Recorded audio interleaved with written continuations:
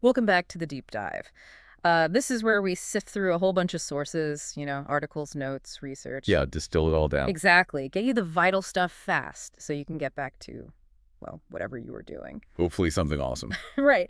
Today, we're diving into a specific corner of D&D 5th edition, Druid Cantrips. It can be trickier than you'd think. Definitely. We've looked at a ton of stuff online, content creators, YouTubers, detailed breakdowns, rankings, all focused on these basic druid spells. And our mission here for you is to cut through that noise. We want to figure out, okay, what are the real challenges when you're picking these? What are the standouts? What are the ones people seem to maybe avoid? Yeah, and pull out the insights that'll actually help you make good choices for your character and your game. Whether you're playing a druid now, thinking about it, or just kind of curious about the class. This is about getting you the core knowledge minus the info dump. Yeah. So let's get into it. Okay, so the first thing, and pretty much all the sources hit on this right away, is the number of cantrips. Druids just don't get very many. Right. You start with only 2. Only 2. And you cap out at just 4 total, even at high levels. That feels really tight compared to like a wizard or sorcerer. It is. And it's not just the number. The sources also talk about the selection itself, especially from the player's handbook. They use words like odd. Or second string. I saw that too. What makes them feel that way? Well, a few things. Some are just harder to use effectively, and the damage ones. Often really short range. We're talking 30 feet, maybe 60. Well, other casters are hitting from 120 feet plus. Exactly. Plus, the raw damage often isn't quite as high as, say, an Eldritch Blast or a Toll the Dead. And several rely on Constitution saves, which... Which monsters tend to be pretty good at making. Right. So yeah, that's the perception. Limited slots, some options feel a bit underwhelming or situational. But the sources do say there's still a decent number to pick from overall, right? Especially if you look beyond the core book. Oh, absolutely. Across all the books, there's a pretty reasonable number, as one put it. It's just that the really top-tier ones might not be obvious or in that first book you grab. Okay. So given that, what's the general advice? How should you approach picking those precious few cantrips? The consensus is pretty strong. Aim for at least one reliable damage cantrip, something you can fall back on. Makes sense. And for your other slots, focus on utility. Cantrips get used all the time, in and out of fights. Versatility often pays off more than niche damage. Okay, let's dig into those utility options then. There's one that gets almost universal praise, seems like. Guidance. Oh yes, sources just rave about this one. One of the best spells around, one called it. Another said you'll use this more frequently than any spell you can possibly imagine. Wow, okay. That's high praise indeed. So what's it actually do? It's super simple. One action, touch range, lasts a minute, requires concentration. And it lets the target add a D4 to any ability check they make before the spell ends. Any ability check. So it's skills too, like Yep. sneaking or searching. Skills, tools, even initiative rolls, actually. That's a nice little pre-combat boost. Oh, okay. Its real strength is just how easy it is to use outside of combat.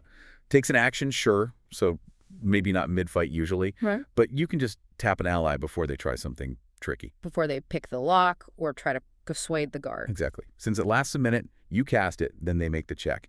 It's this constant little plus 1d4 boost you can hand out.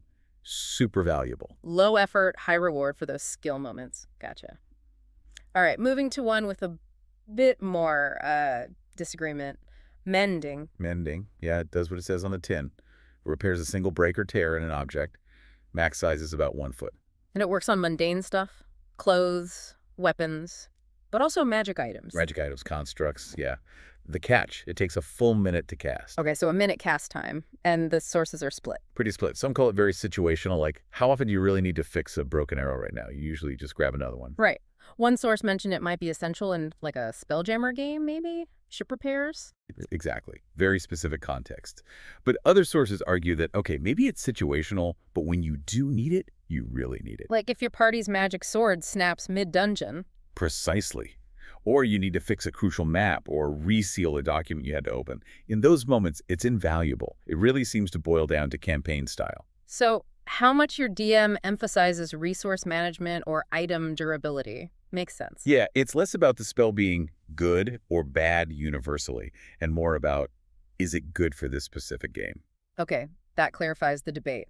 Now, onto maybe the most polarizing one, Druidcraft. This one seems to really divide opinions. Oh, definitely. You've got one source calling it the universal druid spell, really leaning into the flavor and the creative potential. But even they admit it's hard to use well if you're not naturally creative. Right? Yeah, they put a big asterisk on it. If Ah. you don't see how to apply its effects, it can fall flat. And then you have another source calling it profoundly disappointing and nearly useless. Mm. So, quite the range. Okay, what are the actual effects? Why the strong reaction? It lets you do a few minor things within 30 feet.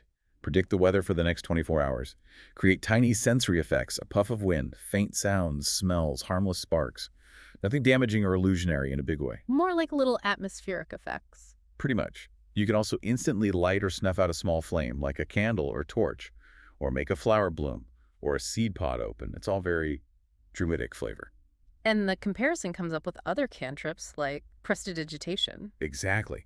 Sources point out that prestidigitation or minor illusion, which druids don't get, often feel easier to use for practical tricks. Cleaning things, creating distinct sounds or images, their effects feel more tangible, maybe. Whereas Druidcraft is more subtle, relying heavily on the DM saying, okay, yeah, that distraction works, or your sudden flower bloom impresses the dryad. Right. The disappointing view focuses on the minimal guaranteed effects. The universal view focuses on the potential for a creative player and a receptive DM to make something out of those subtle effects. There was some good practical advice, though, right? Yet one source basically said, read the list of Druidcraft effects. If you don't immediately think, oh, I could use that to do X, Y, and Z regularly, then just take guidance instead. You'll use guidance. So Druidcraft's value is really subjective. Depends on you, depends on your DM. Very much so. Okay, that's utility covered. Let's switch to combat. Druids, they're often not wading into melee unless they're wild-shaped, so range options matter. Absolutely. And for that, the sources pretty consistently point to one cantrip as the sort of default damage dealer, especially from the player's handbook. Produce flame. Ah, the one that does double duty. Creates light. Yep. Cast it and you get a flame in your hand. Gives off light 10 feet bright, 10 feet dim for up to 10 minutes. Doesn't require concentration. Nice. Hands-free light source. And then the other part, you can use an action to throw it. It's a spell attack. All right. 30-foot range. Deals 1d8 fire damage. Scales up like other damage cantrips. Simple, reliable, 1d8 fire at 30 feet, plus light. Solid.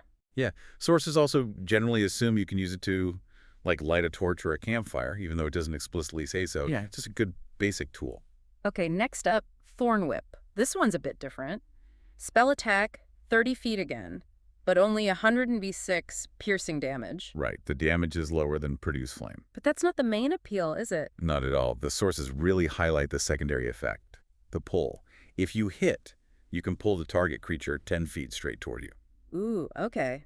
Tactical movement. That opens up possibilities. Huge possibilities. Yeah. Sources give tons of examples. Pulling enemies off cliffs or rooftops. Nice. Falling damage. Pulling them into ongoing spell effects, like a spike growth or a wall of fire, or maybe into melee range of your party's fighter. Or pulling them out of grappling your wizard. Exactly. Or, even, carefully, pulling an ally out of a bad spot, though they take that little bit of damage. It's all about battlefield control. A positioning tool disguised as an attack.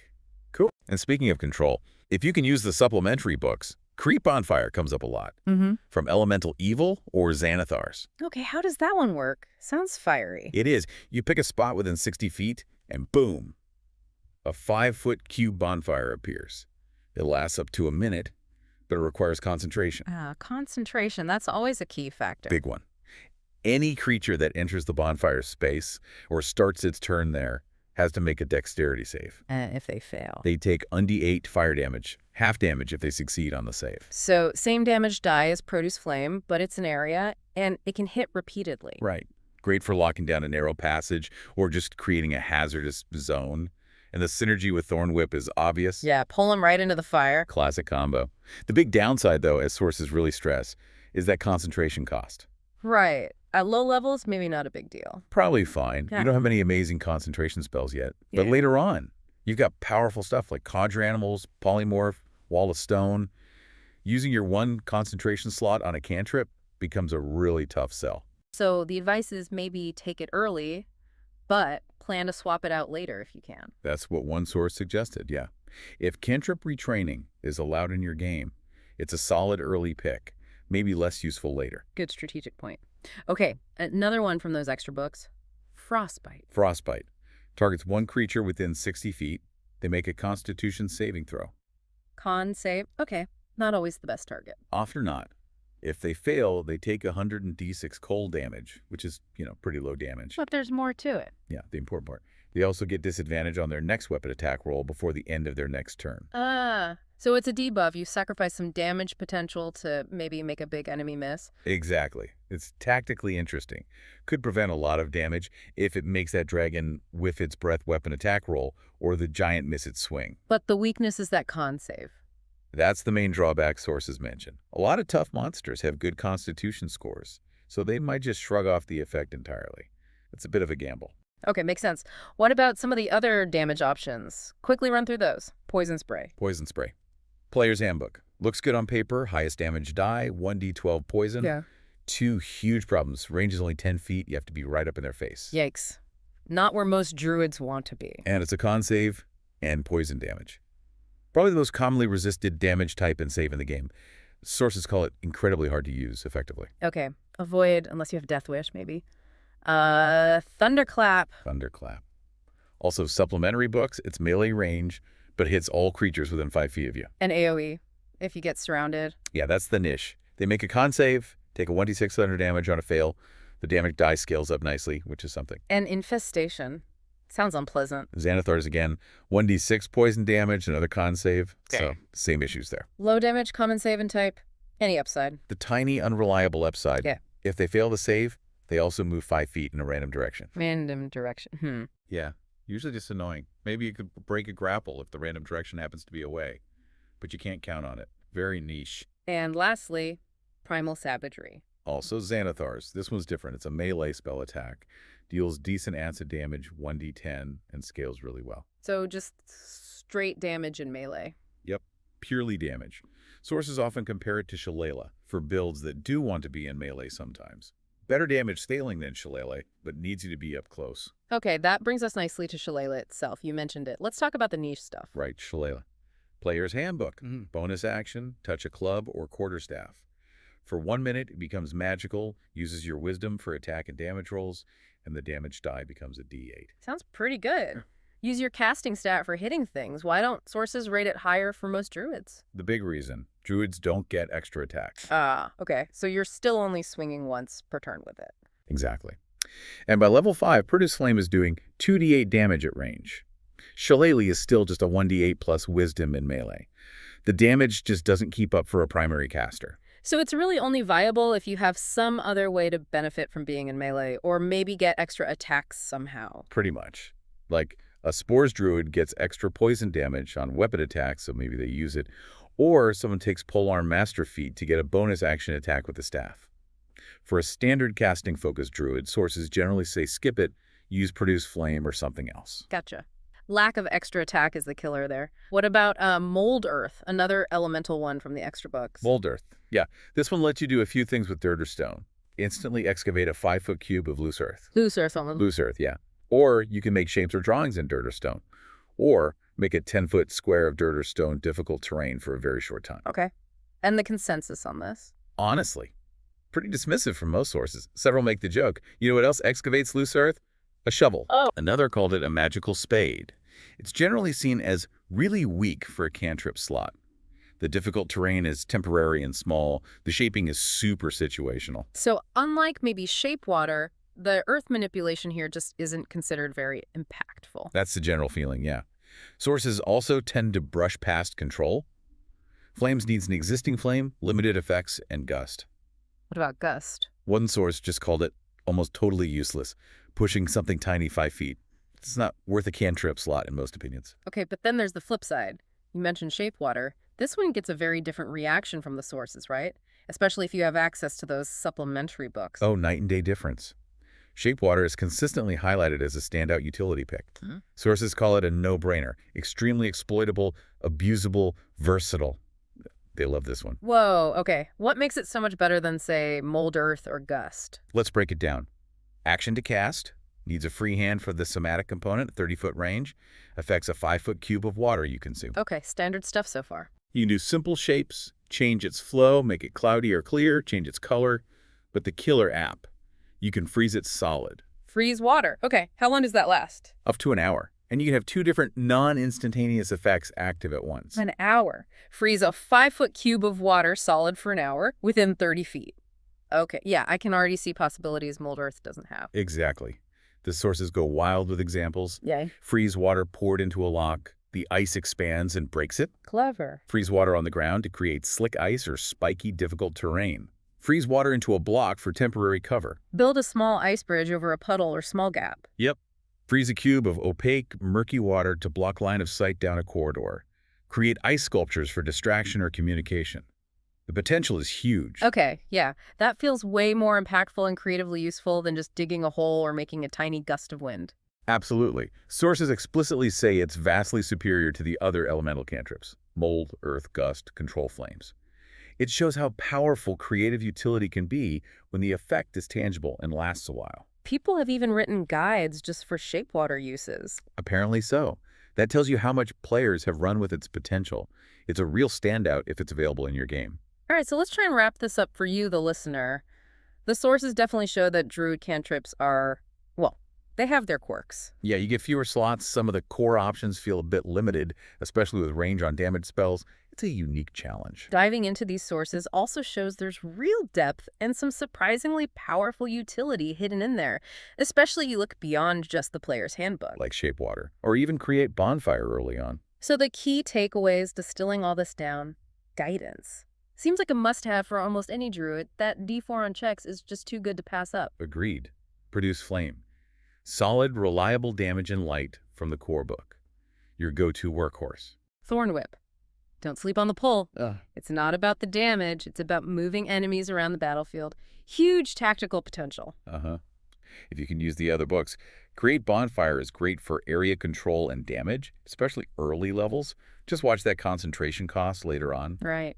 Frostbite offers that nice attack disadvantage debuff. But remember, the cons save weakness. And Shape Water, if it's allowed. It's probably the best utility cantrip druids can get. So versatile, so much creative potential. So when you're making your choices, the sources really encourage you to think, what's my druid's role? Am I casting from the back or mixing it up in wild shape? How does my DM rule creative spell uses? Does that make Druidcraft better or worse for me?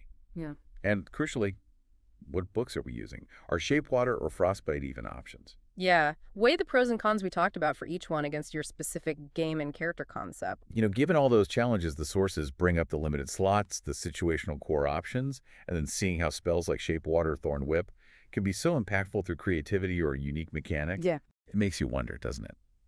Maybe the real strength of Druid cantrips isn't about having the highest damage numbers, but about how cleverly you can leverage the specific, sometimes weird, effects you do get. Turning those situational spells into game-winning moments through smart play. Exactly. So the final thought for you.